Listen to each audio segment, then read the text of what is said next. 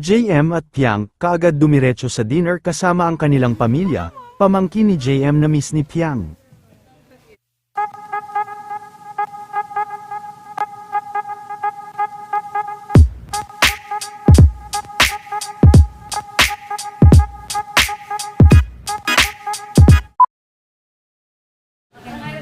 Matapos ang very successful Bida Kapamilya event sa Taguig, ay talagang hindi naman mapaghiwalay sina JM at Piang dahil kaagad silang dumiretso sa isang dinner kung saan ay kasama din ang kanilang mga pamilya.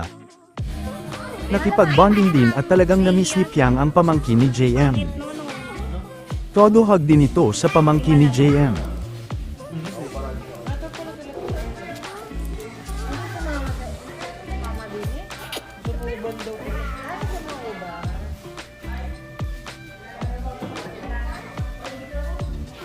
Napakaganda naman. Bye.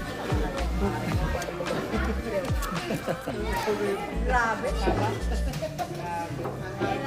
Tama-tama.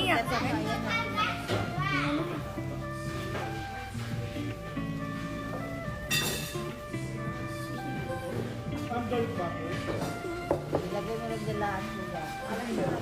Hindi mo ko na-miss. Hindi mo ko na-miss. Miss mo ko? Miss mo ko?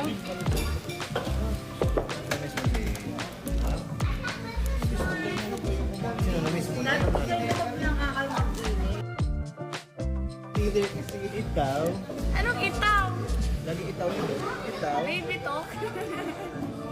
Yeah! Kaniri ka.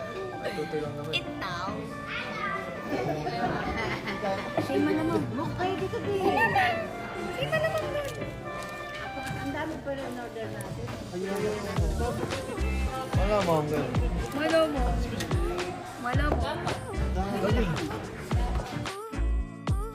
Ayun, nahihiyaw siya sa akin. Malamang. Malamang. Bye guys. Bye guys. Say bye. Bye. Sabi mo, malamang. Malamang.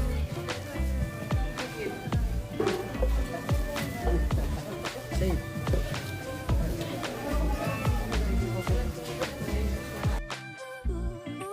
Ganun.